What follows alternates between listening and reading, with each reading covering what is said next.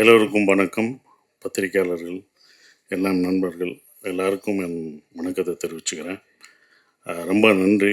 இயக்குனர்கள் எல்லாம் வந்து எல்லாம் வந்தது ராஜமுருகனுக்காக தான். இவங்க எல்லாம் வந்தது ராஜமுருகன் அவரை பாராட்டுறதுக்காக வந்திருக்காங்க.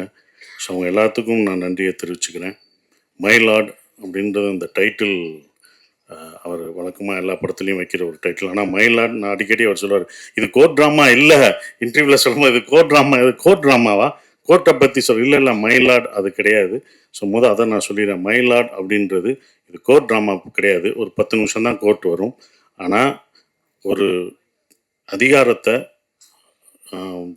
தண்டிக்கக்கூடிய அதிகாரத்தை ஒரு கடைக்கோடி இருக்கிற ஒரு மனுஷனுக்கு கொடுத்தா அவன் என்ன பண்ணுவான், அவன் அதை வச்சுட்டு என்ன பண்ணுவான்னு சொல்கிறது தான் மயிலாட். மயிலாடுன்றது அந்த கடைக்கோடி மனுஷனை, அந்த ஒரு நபர் முத்துச்சிற்பியை குறிக்கிற அந்த வார்த்தை தான் மயிலாடு. அதுதான் இந்த படத்துக்கான, இந்த டைட்டிலுக்கான ஒரு விளக்கமாக நான் நினைக்கிறேன். அப்படி தான் அதை வச்சுருக்கோம். ஸோ இதுதான் மயிலாடான ஒரு படம். முதல் வந்த எல்லா இயக்குநர்களுக்கு நன்றியை தெரிவிச்சுக்கிறேன். அப்புறம் எங்களுக்குள்ளே ஒரு போட்டி இருந்தது. பாலான ரொம்ப வந்ததுக்கு ரொம்ப நன்றினே. இன்னும் வருத்தமும் இருந்தது. என்னென்னா, நீங்கள் வரமாட்டீங்கன்னு நான் சொன்னேன் அவர்கிட்ட. பாலானனை கூப்பிட்றேன் அப்படின்னா, இல்லை வரமாட்டார், நீங்கள் எதுக்கு அவரை உங்களை தொந்தரவு பண்ணக்கூடாது, வேறு ஒன்றும் இல்லை, நீங்கள் தொந்தரவு பண்ணக்கூடாது அப்படின்னு சொன்னேன். இல்லை வந்துட்டா என்ன தருவீங்க, வந்துட்டா நீங்கள் என்ன கேட்டாலும் தருவேன் அப்படின்னு வேற சொன்னேன் நான். அப்புறம் வந்தவொடனே சந்தோஷப்படுறதா இல்லை வந்துட்டாரு என்ன கேட்க போகிறாரோ தெரியாது அப்படின்ற ஒரு இதில் இருந்தேன். நீங்கள் வந்து பாராட்டினதுக்கு ரொம்ப நன்றினே. அந்த டான்ஸை பற்றி சொன்னீங்க, அது சத்தியமாக நான் கொரியோகிராஃப் பண்ணதில்லை. கொரியோகிராஃப் சொன்னது ஏன்னா அது அந்த கேரக்டர் அப்படி தான் ஆடணும் அப்படின்னு சொல்லிட்டாங்க. ஸோ அதனால தான் அப்படி ஆடணும். அது 2 நாள் 1 நாள் எடுத்தாங்கண்ணே. அதுவே வச்சு ரொம்ப கஷ்டப்படுத்திட்டாங்க. முதல் டேக் ஓகே, எல்லாம் சிரித்து ஓகேன்னு அப்படின்ட்டோம். கடைசி டைரக்டர் வந்து ஓகேன்னு சொல்லிட்டு எல்லாம் கைதட்ட ஆரம்பிச்சிட்டோம். ஃபர்ஸ்ட் டேக்லேயே ஓகே பண்ணிட்டோம்டான்ட்டு. அதுக்கப்புறம் வந்து சொன்னார், இல்லை முத்துச்சிற்பி சிரிச்சிட்டான், அதனால் அவன் சிரிக்கக்கூடாது, சீரியஸாக பாடணும்னு மறுபடியும் எடுத்தாங்க. அது 1 நாள் ஆச்சு, மறுநாள் தான் அது ஓகே ஆச்சு. ஸோ அதுதான் அதுக்கு காரணம். இன்னொன்று என்ன சொல்லணும்னானே, இங்கே என்ன எல்லாம் வாழ்த்துனாங்க. இந்த வாழ்த்தெல்லாம் எனக்கு சேரக்கூடாதுனே, உங்களுக்கு தான் நான் சேரணும். நீங்கள் பார்த்து சந்தோஷப்படணும். முதல் நான் சேதுவில் நடித்தேன், ஒரு அசிஸ்டன்ட் டைரக்டராக வந்தேன். இந்த அசிஸ்டன்ட் டைரக்டர் இந்த வாழ்த்தெல்லாம் உங்களுக்கு நான் பெற்றுக் கொடுத்ததா நீங்கள் நினச்சிக்கணும். அது உங்களுக்கான வாழ்த்து தான். அது நான் இவ்வளோ தூரம் கொண்டு வந்தது. ரொம்ப நன்றிண்ணே. வந்தது எங்களை வாழ்த்துனதுக்கு ரொம்ப நன்றி. இந்த படம் எப்போ வரும் நீங்கள் கேட்டுட்டு இருந்தீங்க. நீங்கள் தான் கேட்டீங்க, எப்படியாவது அடுத்து டூரிசம்கள் அடுத்து இந்த படத்தை கொண்டு வா அடுத்த படத்தை இதோ கொண்டு வந்துட்டோம்னு இழுத்து கொண்டு வந்தாச்சு. ரொம்ப சந்தோஷம். மாறி உங்களுக்கும் சந்தோஷம். அண்ணன் சொல்லும்போது நான் ரொம்ப சந்தோஷப்பட்டேன். அவருக்கு எல்லாம் நீங்கள் வந்து இப்போ எனக்கு வழி நடத்துவர் மாரி செல்வராஜ் அப்படின்னு சொல்லும்போது எங்கள் இயக்குனருக்கு நீங்கள் வழி நடத்துறது எனக்கு ரொம்ப சந்தோஷம். அதே மாதிரி உங்கள் இயக்குனருக்கு இப்போ நான் வழி நடத்திட்டு இருக்கேன். அதுதான் உண்மை. உங்கள் இயக்குனருக்கு ஸோ நம்ம மாற்றிக்கிட்டோம், அவ்வளோதான். நம்ம சொன்னால் அவங்க கேட்க மாட்டாங்க, நீங்கள் சொன்னாங்க அவர் கேட்பார், நான் சொன்னால் அவர் கேட்பார். அதனால் கரெக்டாக இதாகிடுச்சு. ஸோ அது எல்லாருக்கும் நன்றியை தெரிவிச்சுக்கிறேன். வந்த எல்லாருக்கும் நன்றி. சோமு சார், நான் 2வது படம், ஃபஸ்ட்டு படம் வரல, ரொம்ப சிறப்பாக நடிச்சிருந்தார்.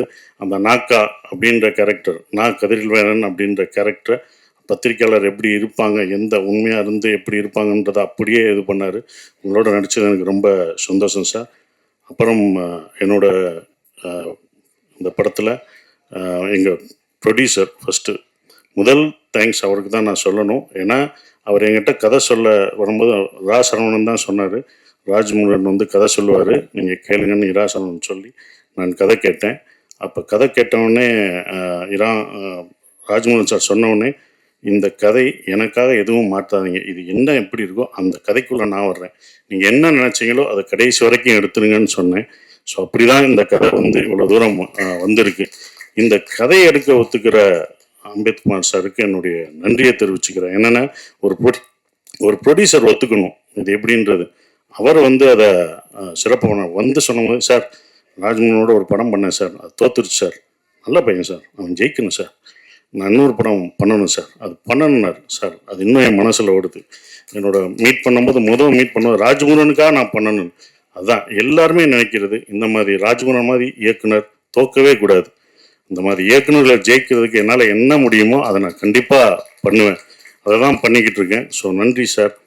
அப்புறம் சைத்ரா பயங்கர ஆர்டிஸ்ட். நீங்கள் பாடினதை பார்த்து பயந்துறேன். ஏற்கனவே சிங்கர் வேறு. நானே அப்படி தான் மறந்தேன். ஒரு எங்கள் படத்தில் நாட்டுப்புற பாட்டு ஒருத்தவங்க பாடினாங்க. பாடிட்டு இருக்கும் நான் பாடுறேன் நீ இருமா, நீ ஏன் பாடுற, லேட்டாக பாடு, நீ விடு, அவங்க தான் பாடுறாங்க, நல்லா பாட முடியல, நான் ஒரு பாட்டு பாடுறேன்னு, சரி பாடு அப்படின்னு. அது ஒரு பாட்டு அவங்க கன்னடத்தில் ஒரு நாட்டுப்புற பாட்டு பாடுச்சு. ஏதோ மீத்தேன்னு ஒன்று பாடுச்சு. மிரண்டோம். என்ன நல்லா பாடுது நல்லா பாடுது. அப்புறம் தான் சொல்லிச்சு ஒரு 3 படங்கள் கன்னடத்தில் சிங்கர் சகலகலா வள்ளி. நடிப்பு மட்டும் இல்லை, அவங்க டான்ஸு, பாட்டு, ஃபோட்டோகிராஃப் வேறு எல்லாமே பண்ணியிருக்காங்க. ஸோ உங்களோட நடித்தது எனக்கு ரொம்ப சந்தோஷம். நல்ல ஆர்டிஸ்ட். ஏன்னா டோபி பார்த்துட்டு நானும் ஒரு ரசிகன். அது நடித்தது ரொம்ப அதுவும் அந்த காதல் காட்சிகள் இப்போ நல்லா நடிச்சிருக்கீங்க அப்படின்னு இப்போ லிங்குசாமி சார் சொன்னார். பிரமாதம் பண்ணுற எல்லாருமே சொல்கிறாங்கன்னா அதுக்கு காரணம் நீங்கள் தான். அது நல்லா வர்றதுக்கு நீங்களும் பண்ண ஒரு காரணம் தான். ரொம்ப நன்றி கெமி. நீங்களும் இந்த படத்தில் நடிச்சிருக்கீங்க. அந்த கேரக்டர் ரொம்ப நல்லா இருந்தது. ஸோ எல்லாருக்கும், இந்த பணியாற்றின எல்லாருக்கும் என் நன்றியை தெரிவிச்சுக்கிறேன். ஷான் ரோல்டன், யுகபாரதி சார், இவங்க 3 பேரும் டைரக்டரும் பண்ணும்போது 3 பேர் காம்பினேஷன் எப்போதுமே தப்பாது. நான் அவர்கிட்ட கேட்பேன், அவருக்கு மட்டும்தான் அந்த மாதிரி பாட்டு கேட்பீங்களா? இல்லை, அவர் தான் அப்படி கேட்குறாரு, அதனால நான் போடுறேன்னு சொல்கிறாரு. ஷான், நம்ம நட்பு இன்னும் தொடர்ந்துக்கிட்டு தான் இருக்குது. நாங்கள் இன்னும் ஒவ்வொரு இதாக போய்கிட்டே இருக்கோம். போனது டூரிஸ்ட் ஃபேமிலிக்கு போனோம். அடுத்து இந்த இதில் எல்லா இன்டர்வியூவும் கலந்துக்கிட்டு இருக்கோம். ஸோ ரொம்ப சிறப்பாக இது பண்ணுறது. அப்புறம் எடிட்டர் அவருக்கு இது. அப்புறம் ரொம்ப சந்தோஷம் இருக்குது. அப்புறம் இன்னொன்று சொல்லணும்னா ராஜமுருகன், கடைசியாக எங்கள் டைரக்டரு ராஜமுருகன் சொல்லும்போது எல்லாருமே சார் அவர் சைக்கோ அப்படின்னு என்கிட்ட ஒருத்தர் சொன்னார். என்னடா சைக்கோன்ட்டாங்க சார், அவர் சைக்கோ ஆச்சு, அவரோட எப்படி சார் பண்ணுவீங்க அப்படின்னு நான் கதை கேட்க வரும்போது அப்படியே பார்க்கணும். கதை கேட்டு 2வது தடவை இன்னொரு தடவை கரெக்ஷன் பண்ணிட்டு ஒரு வருஷன் சொன்னார். சைக்கோவா அப்படின்னு. சரி, ஃபஸ்ட்டு டே போகும்போது நானும் அப்படி இருந்துச்சு. ரொம்ப ரசிச்சிருக்கிறீங்க அவங்க ஒய்ஃபு அப்படி இல்லை, ஓகே அவங்க வீட்டுக்காரம்மா சிரிக்கிறாங்க. என்னடா சைக்கோன்றாரு. முதல் நாள் ஷூட்டிங் எப்போ பார்த்தேன், என்னடா பண்ணுறாங்கன்னு பார்ப்போம், 2 நாள் பார்ப்போம் அப்படின்னு நினச்சி 2ஆவது நாள் பார்த்தேன். ரொம்ப நல்லா தான் இருந்தார். இவர் நடிக்கிறாரா? 3ஆவது நாளும் பார்த்தேன், நடிக்கிறாரா? அப்புறம் பிரச்சனைகள் வரும்போது என்கிட்ட டக் டக் கதவை தட்டும். என்னோட ரூம் கதவை தட்டினா, சரி இன்றைக்கி ஏதோ ஒரு பிரச்சனை சார், ஒரு பிரச்சனை நடந்து போச்சு. என்னடா சைக்கோன்னாங்க, இவர் இந்த பிரச்சனையை ஹேண்டில் பண்ண மாட்டேங்கிறார், நம்ம தான் பண்ணணுமா, சரி பண்ணுவோம் அப்படின்னு சொல்லி.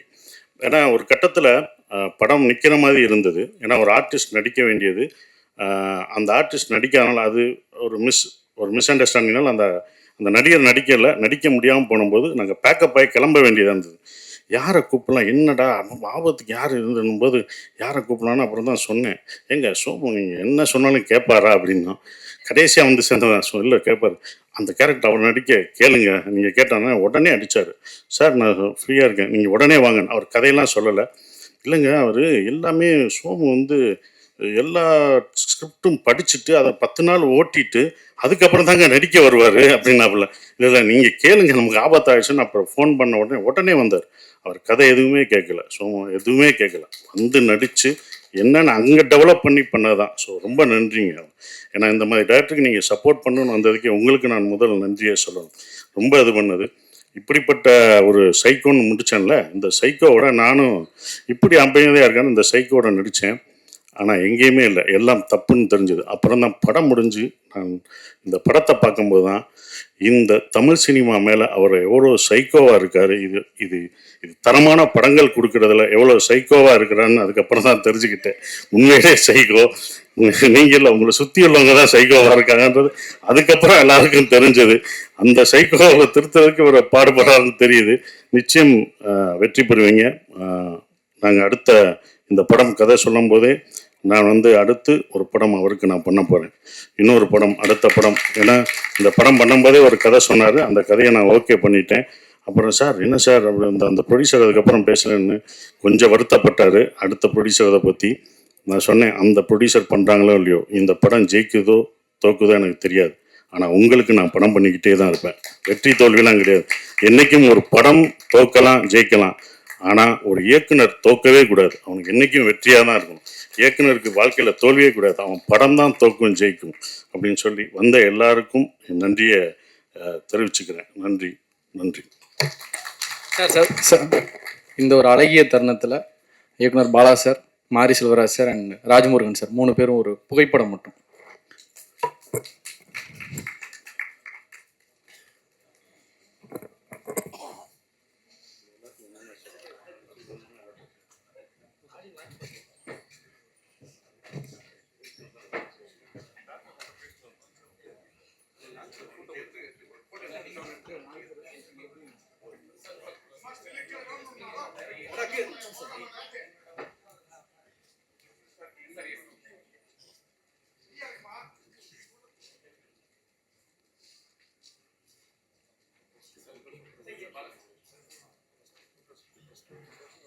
அனைவருக்கும் வணக்கம். நான் ராஜமுருகனை பற்றி பேசினாலும் அல்லது ராஜமுருகன் என்னை பற்றி பேசினாலும் அது பெரிய காமெடியாக தான் முடியும். அதனால்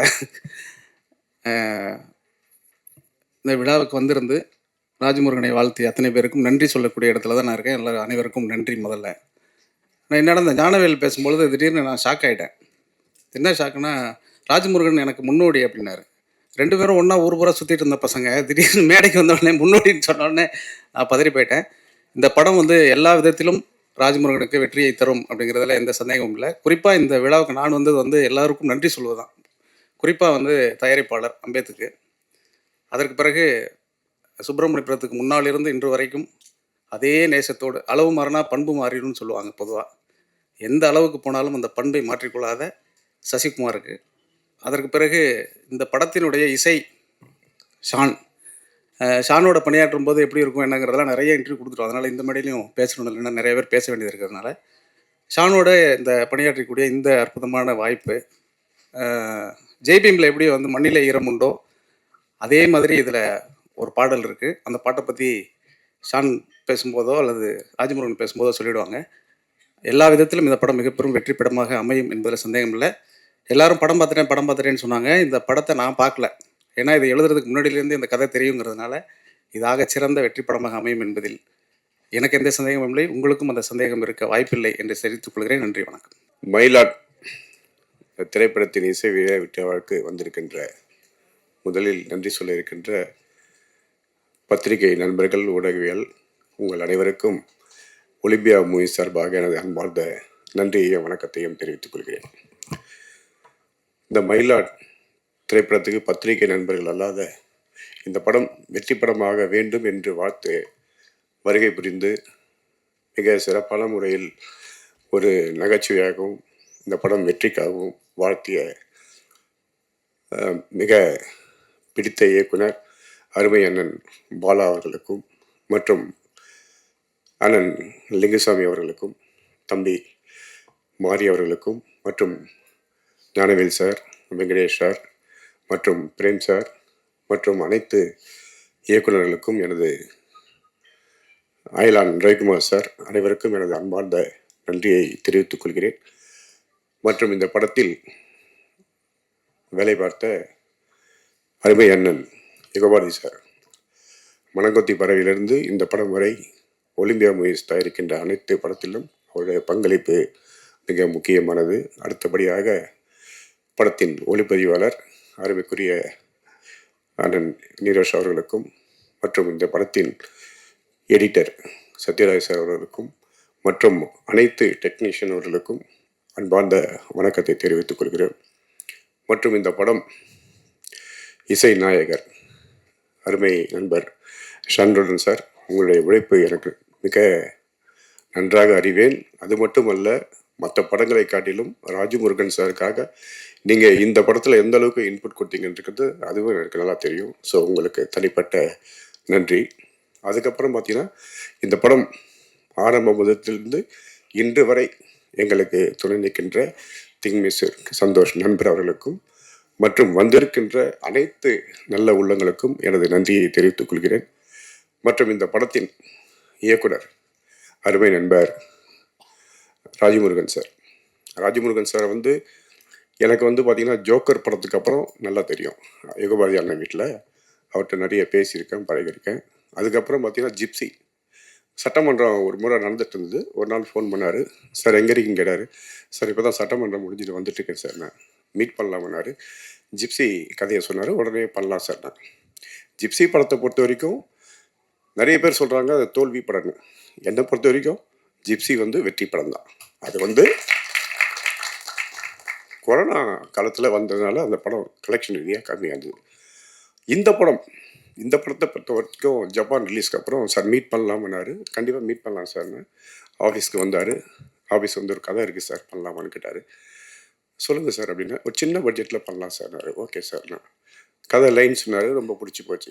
கதையோட லைன் பார்த்தீங்கன்னா பிளான் ஏ பிளான் பி, ஒரு விஷயம் ஒரு சாமானிய மனிதர்கள் நடக்கிற ஒரு சின்ன விஷயம் சார். அதில் பிளான் ஏ பிளான் பின்னு சொல்கிறாங்க. அந்த பிளான் ஏ பிளான் பிக்கு 2 டீம் அனுப்புகிறாரு. அதில் 2 டீம்லேயுமே ஒரு காம்ப்ளிகேட்டான விஷயம் நடக்குது. அது எப்படி முடியுது, இதுதான் சார் கதை அப்படின்னாரு. ஓகே சார் பண்ணலாம் அப்படின்னா, அதுக்கப்புறம் பார்த்தீங்கன்னா ஒரு 2 நாள் கழிச்சு சார் மீட் பண்ணலாமான்னாரு. சரி சார் மீட் பண்ணலாம்.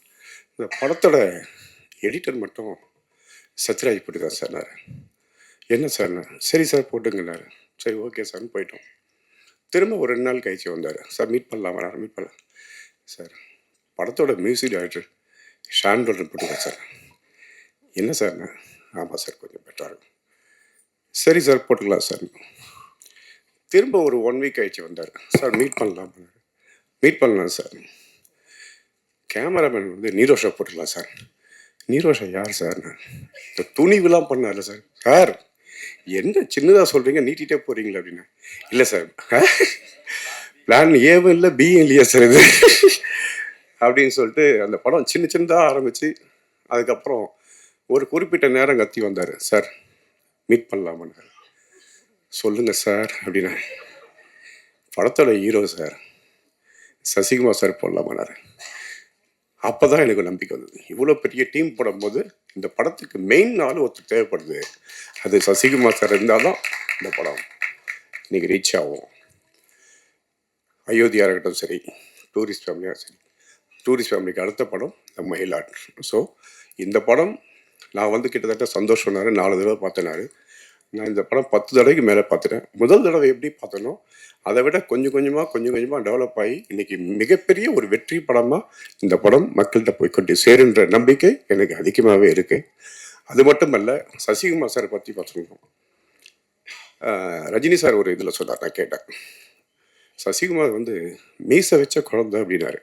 நான் அவர்கிட்ட கிட்டத்தட்ட ஒரு 4 தடவைக்கு மேலே சொல்லிட்டேன் சார், நீங்கள் மீசை வச்சாலும் குழந்தை தான் சார், மீச்சை எடுத்தாலும் குழந்தை தான் சார். கண்டிப்பாக உங்களுடைய நட்பு நிச்சயமாக வந்து இந்த படம் வந்து இந்த படத்தில் வேலை செஞ்சவங்க எல்லாருமே, இந்த படம் வந்து மனித நேயத்தை பற்றி பேசுகிற படம். இந்த வேலை பார்த்தவங்க எல்லாருமே மனித நேயத்தோட வாழ்கின்ற ஒரு மனிதர்கள். அது மட்டும் அல்ல, இங்கே வாழ்த்த வந்திருக்கவங்களும் மனித நேயம் மனிதாபிமானம் உள்ள நல்ல உள்ளங்கள்.